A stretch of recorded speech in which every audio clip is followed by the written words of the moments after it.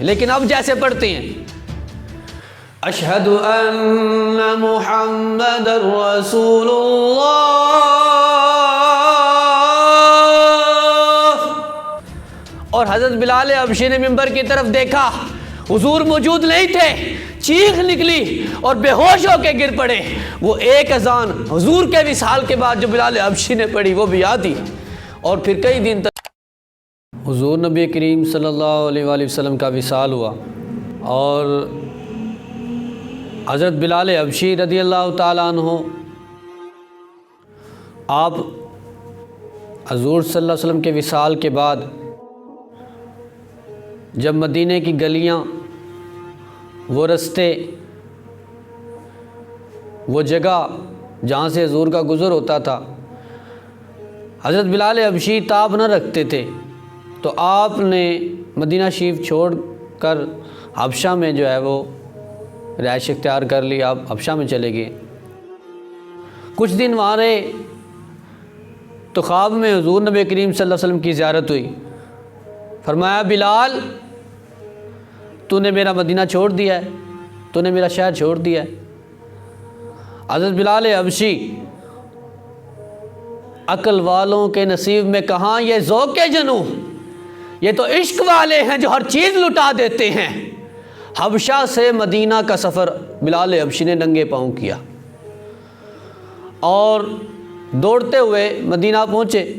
جب مدینہ میں پہنچے نا تو گلیوں میں اور مدینہ کے رستوں پر، جگہوں پر لوگوں کا شور غل بلند ہوا کہ حضرت بلال آ گئے ہیں، حضرت بلال آ گئے ہیں۔ بہت سے لوگوں نے انہیں یہ درخواست کی کہ آپ ہمیں وہ اذان سنا دیجئے جو حضور نبی کریم صلی اللہ علیہ وسلم کے دور میں آپ پڑھا کرتے تھے۔ تو حضرت بلال حبشی یہ فرمانے لگے کہ تاب نہیں رکھتا اتنی،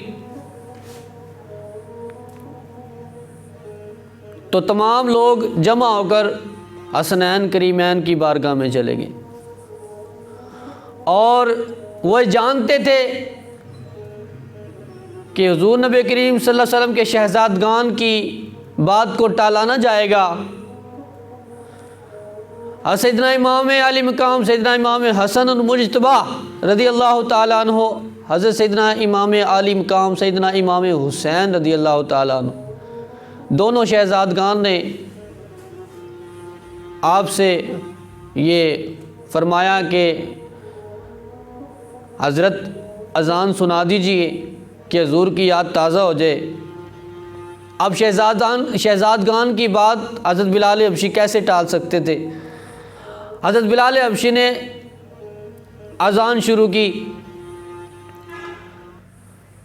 اللہ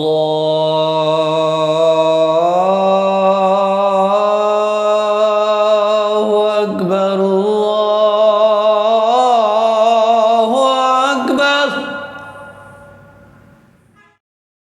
اللہ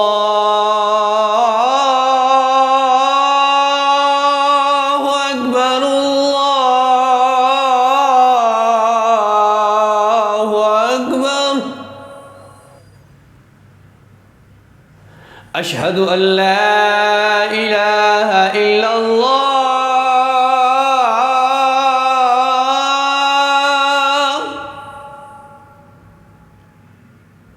اشہد ان لا الہ الا اللہ۔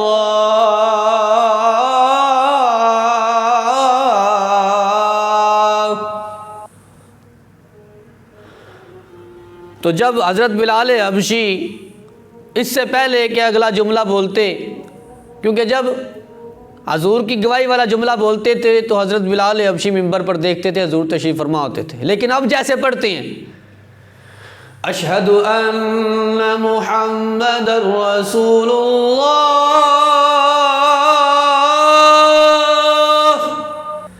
اور حضرت بلال حبشی نے منبر کی طرف دیکھا، حضور موجود نہیں تھے، چیخ نکلی اور بے ہوش ہو کے گر پڑے۔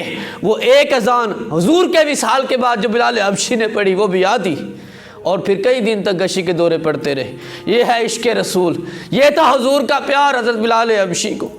صحابہ کرام نے حضور صلی اللہ علیہ وسلم سے جیسے محبت اور جیسے عشق کیا ہے ویسے کون کر سکتا ہے؟ لیکن ہمیں آج کے فتنوں سے بچنے کا یہی طریقہ ہے کہ صحابہ کرام کی سیرتوں کو پڑھا جائے اور یہ دیکھا جائے کہ اسلاف زندگی، وہ لوگوں کے آئیڈیل، وہ لوگوں کے ہیروز، مسلمانوں کے قومی ہیروز، انہوں نے حضور صلی اللہ علیہ وسلم سے والہانہ محبت کیسے کی ہے، انہوں نے عشق پھر کیسے کیا ہے۔ پھر بلال حبشی نے حضور کے وصال کے بعد جو اذان دی ہے وہ کیوں دی ہے، کس کے کہنے پر دی ہے، اور پھر کیا مکمل دی ہے یا نہیں دی ہے، اور پھر مکمل نہیں دی تو کیوں نہیں دے سکے؟ حضور کا عشق ان کے سینے میں تھا۔ اللہ تعالیٰ ہمیں کما کو حضور کا عشق سمجھنے کی توفیق عطا فرمائے۔ ایسی ہی مزیدار اسلامک ویڈیو دیکھنے کے لیے ہمارے چینل کمال اسلام کو ضرور سبسکرائب کریں۔